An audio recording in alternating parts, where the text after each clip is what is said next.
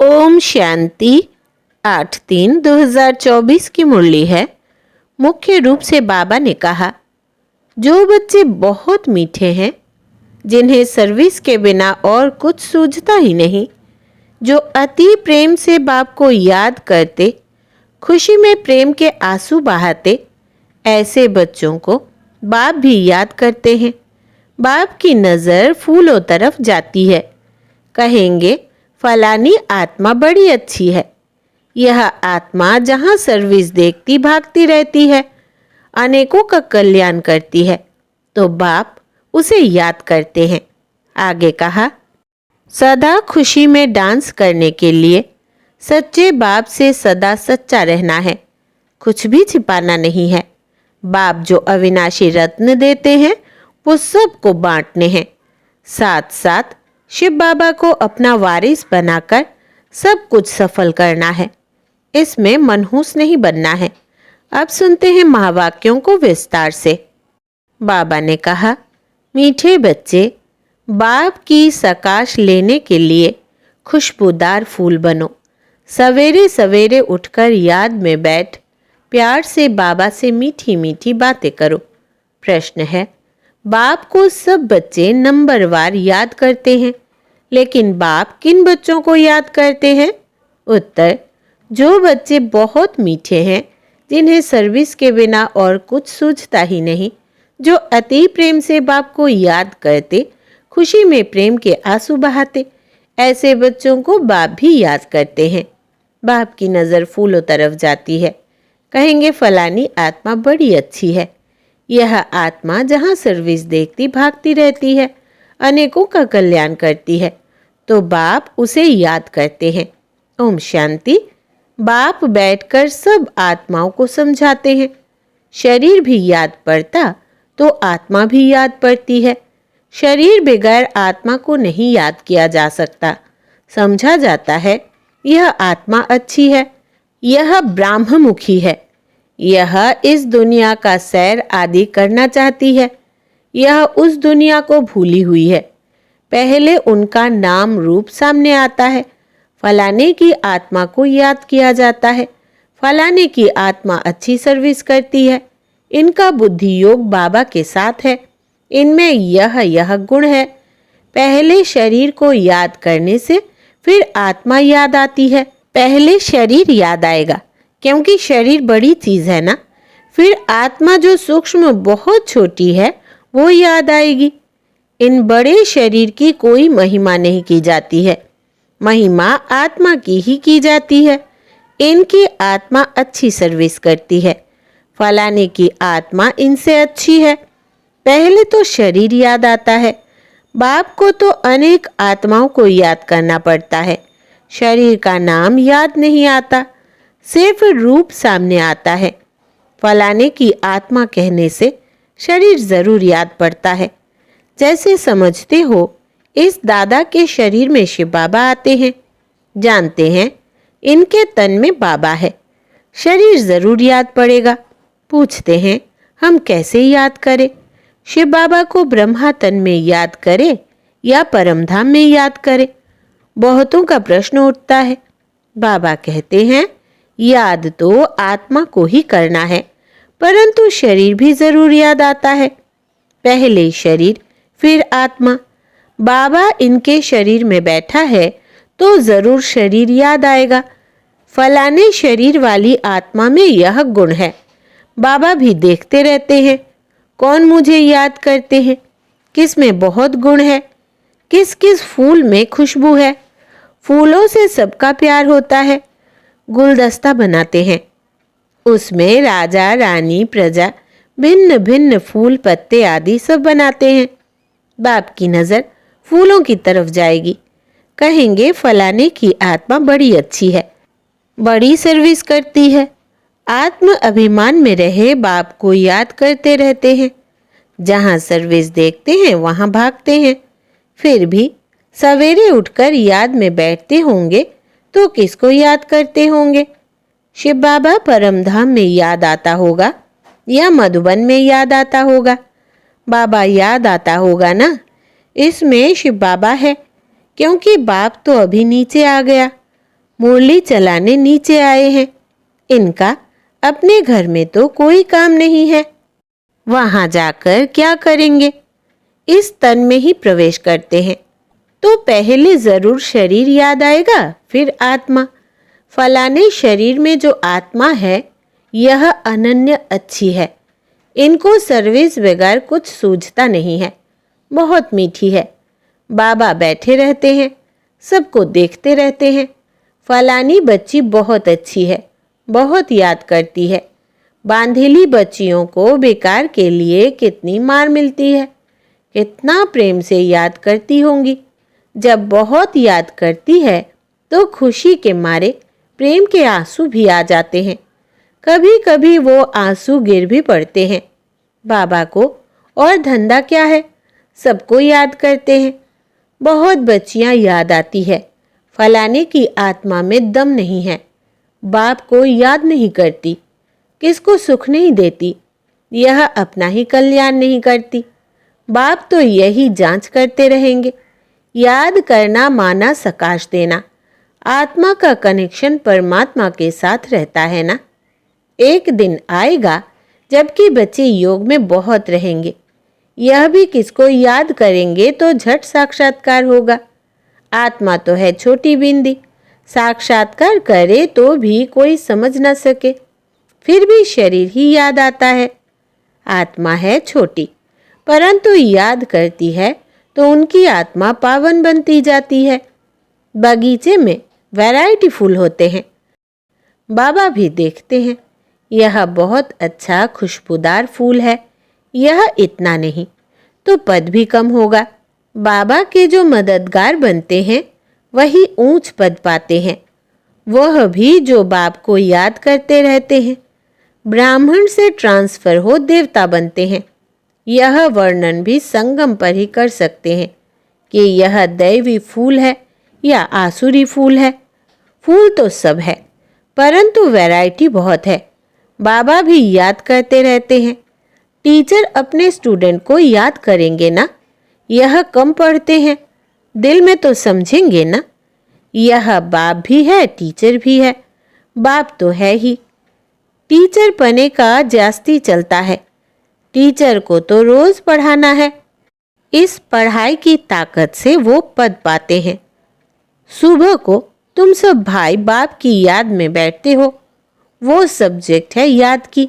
फिर मुरली चलती है, वो है पढ़ाई की सब्जेक्ट। मुख्य है ही योग और पढ़ाई। इनको ज्ञान और विज्ञान भी कहा जाता है। यह ज्ञान विज्ञान भवन है जहाँ बाप आकर सिखलाते हैं।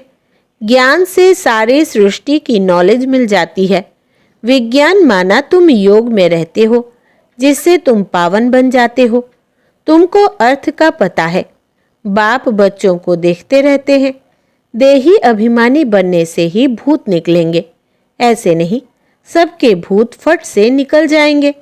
हिसाब किताब जब चुकतू हो फिर चलन अनुसार ही पद पाएंगे। क्लास ट्रांसफर होते हैं। इस दुनिया का ट्रांसफर नीचे हो रहा है और तुम्हारा ऊपर हो रहा है। कितना फर्क है।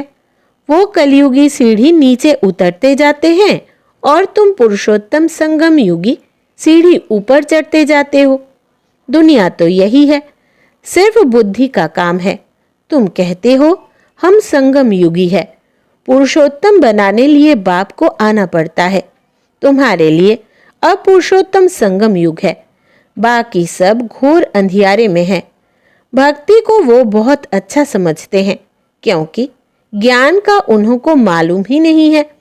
तुमको अभी ज्ञान मिला है, तब तुम समझते हो।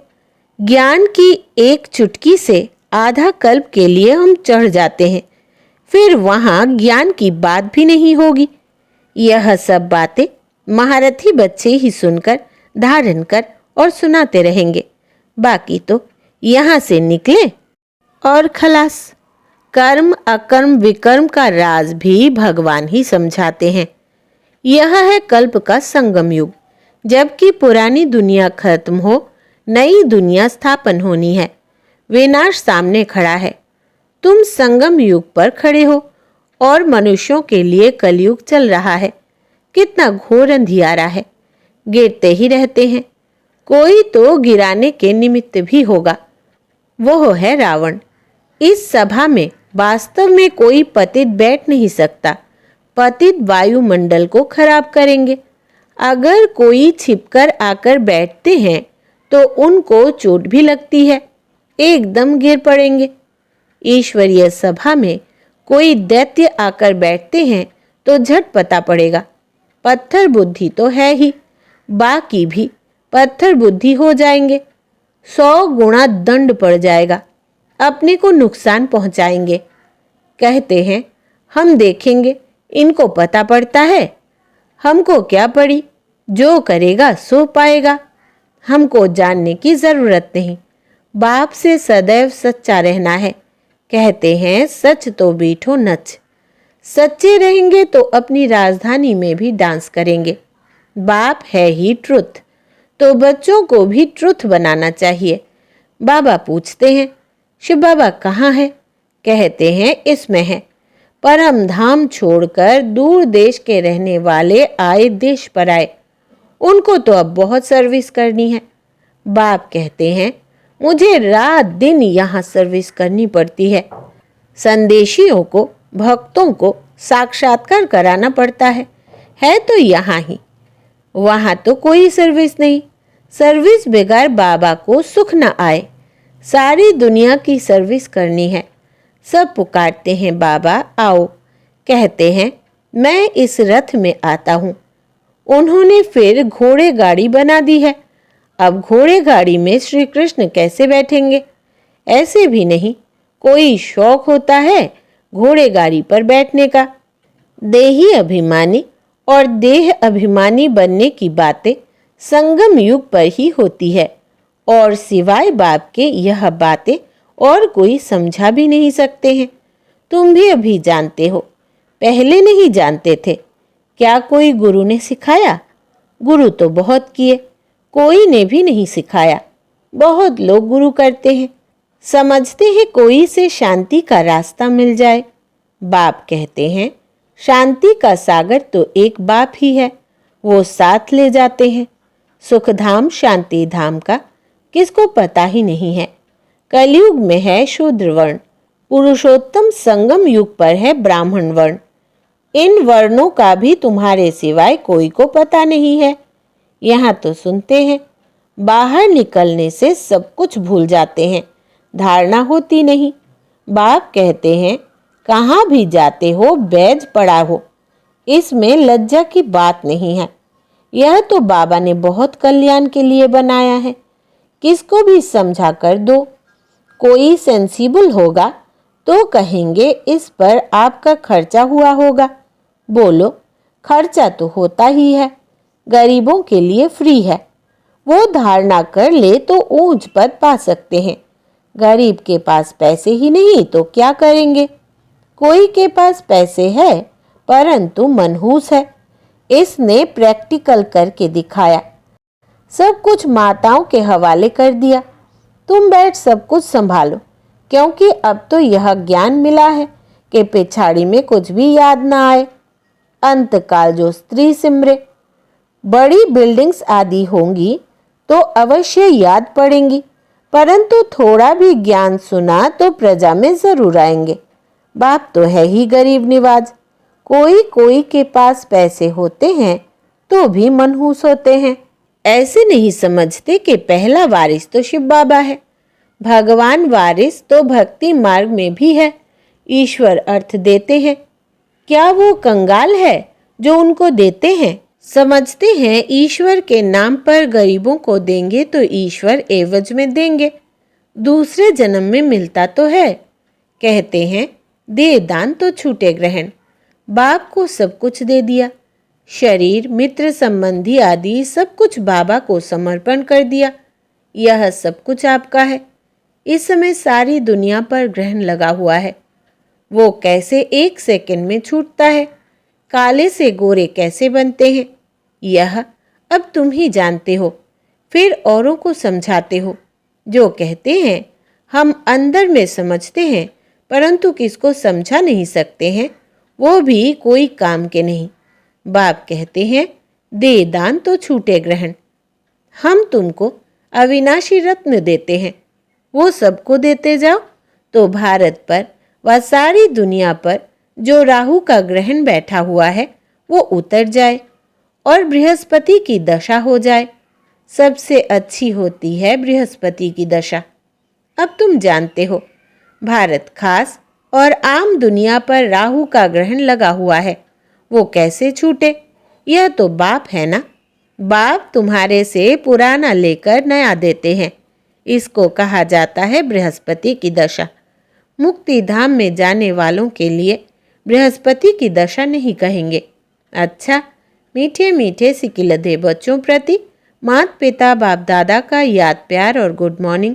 रूहानी बाप की रूहानी बच्चों को नमस्ते। हम रूहानी बच्चों की रूहानी बाप दादा को याद प्यार, गुड मॉर्निंग और नमस्ते बाबा नमस्ते। धारणा के लिए मुख्य सार। पहला, सदा खुशी में डांस करने के लिए सच्चे बाप से सदा सच्चा रहना है, कुछ भी छिपाना नहीं है। दूसरा, बाप जो अविनाशी रत्न देते हैं वो सबको बांटने हैं। साथ साथ शिव बाबा को अपना वारिस बनाकर सब कुछ सफल करना है। इसमें मनहूस नहीं बनना है। वरदान है आज का, बिंदु और बूंद के महत्व को समझ अपनी श्रेष्ठ स्थिति बनाने वाले सिद्धि स्वरूप भव। विस्तार है, शिव परमात्मा की पूजा में एक बिंदु की विशेषता है, दूसरी बूंद बूंद की विशेषता है। दोनों का अपना महत्व है। आत्मा, परमात्मा और प्रकृति का यह खेल अर्थात ड्रामा, तीनों का ज्ञान प्रैक्टिकल लाइफ में बिंदु ही अनुभव होता है और बूंद है शुद्ध संकल्पों की स्मृति, जिससे मिलन की सिद्धि का अनुभव होता है। रूह रिहान में प्राप्तियों की शीतल बूंदें बाप पर डालते हो, इसी से ही श्रेष्ठ स्थिति बन जाती है। इसी का यादगार भक्ति में भी चला आता है। स्लोगन है, ज़्यादा बोलने से दिमाग की एनर्जी कम हो जाती है, इसलिए शॉर्ट और स्वीट बोलो। ज़्यादा बोलने से दिमाग की एनर्जी कम हो जाती है, इसलिए शॉर्ट और स्वीट बोलो। अच्छा, ओम शांति।